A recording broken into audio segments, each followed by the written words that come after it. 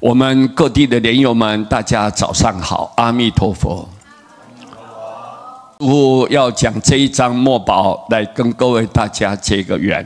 肉体是客，你这个色身假体像客人一样，我们来住在这里。但是时间一到，我们要离开这个地方，我们还要到另外一个地点。肉体是客，心才是你的主人呢，心才是你自己呀。死并没有结束啊，是另外一个生活的开始。所以心才是主人。肉体虽然会死，但是你的心就是你的神识，你的自信、佛性是不会死的。临终之时，在你临命终的时候，面对死亡关键时刻，随其心念，随着你在临命中存的什么心，你是什么念头，应其方所，就会相应到你起念头的地方，投身其处，自然就感召到那个地点呐。所以各位，我们在最后临命中是要保持正念，保持善念。那么你保持念佛的念头，你就跟佛心心相应。如果你在临命中的时候，恶毒的念头起来，我对钱财、名望、权势，你割舍不了，你一直抓着不放，那你随你的心念呢，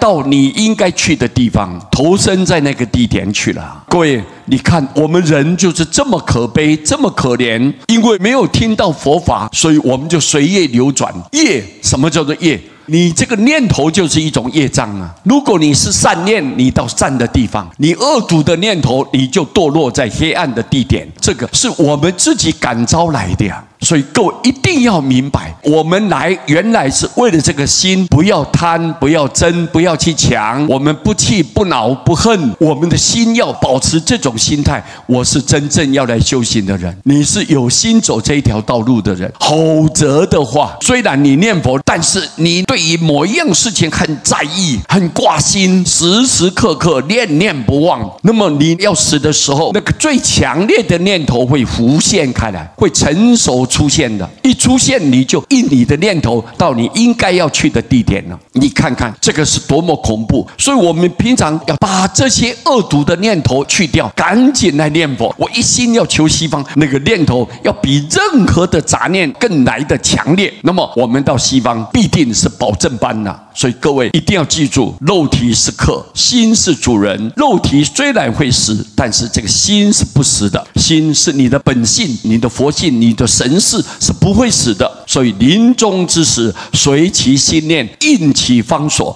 投身其处。大家应该要勉励，要注意，大家要小心。阿弥陀佛。